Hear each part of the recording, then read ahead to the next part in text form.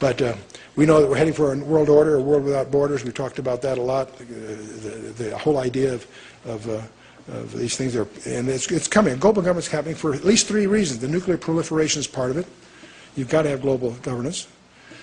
Terrorism is a worldwide thing. It knows no borders. But there's also the possibility that we're going to be unified in a world government for a cosmic threat. General MacArthur said that. Reagan said it 3 times in public speeches. Many people miss that. That one thing will unite this world will be a threat from the outside. The United Nations. Perhaps we need some outside universal threat to make us recognize this common bound. I occasionally think how quickly our differences worldwide would vanish if we were facing an alien threat from outside this world. But to get back to this, what is the miry clay in Daniel 2?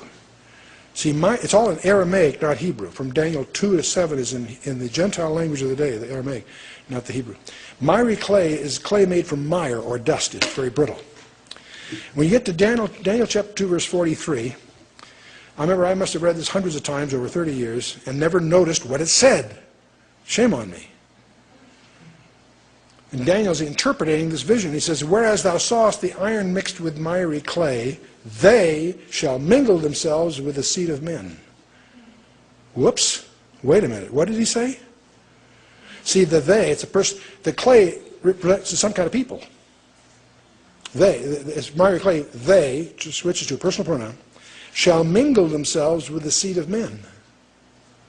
In order to mingle with the seed of men, they have to be something other than the seed of men. I've had this checked by experts. That's what the Hebrew requires. Whatever they are, they're not the seed of men.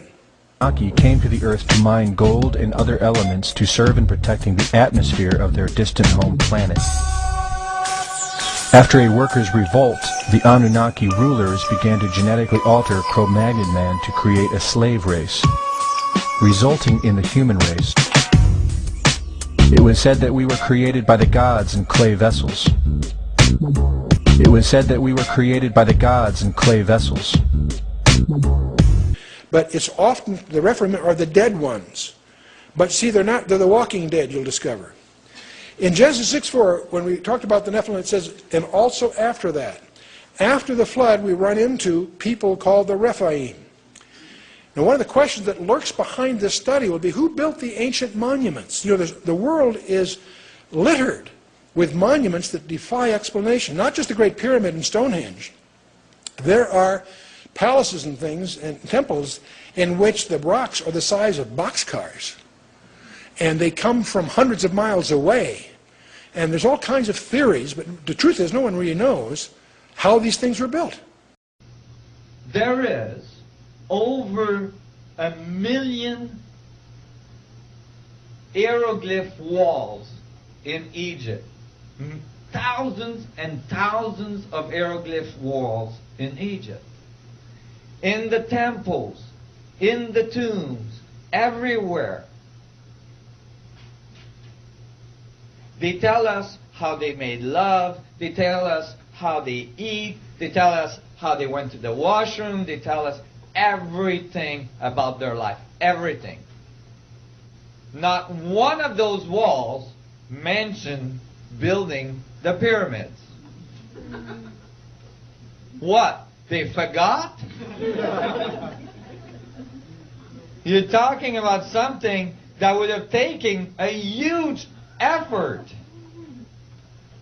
You'd think they would have put at least a little wall somewhere saying, oh, by the way, we built the pyramids. No. None of that. The text do talk about monuments, enormous monuments being built. And who they say built them was the sun gods. The Mayans, the Incas, the Chinese, the Japanese, all cultures that have these buildings, none of them say we built it. All of them say the sun gods taught us how to build, how to talk, how to write, how to do all this stuff. There's a hint that see, the Great Pyramid of Giza is one, the Stonehenge in Britain, and there's a circle of what's known as a circle of Rephaim up in the Golan Heights.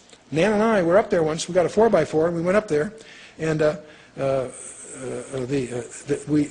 this is an aerial. You can't tell this from the ground.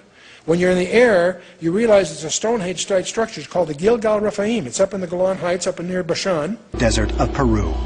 There, atop an arid plateau that stretches for nearly 50 miles, countless geometric patterns and figures decorate the landscape.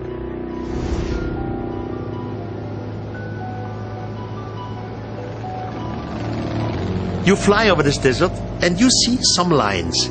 The lines look like airstrips. They start abruptly, they end abruptly.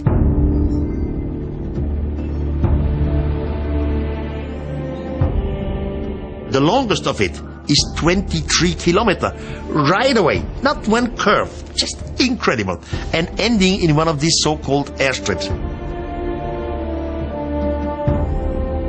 In the mixture of large lines and small lines, you see gigantic figures in the ground. Figures of fishes, monkeys, spiders, apes, but of such overdimensional size that you can see them only from the air. So once again, you've got this idea of like, okay, people are creating this, but what is the reason?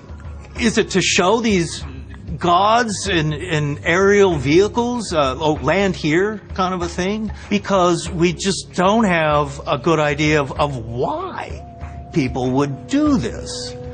And it really does seem that they're trying to signal people who are in the air, in space, or flying around our planet.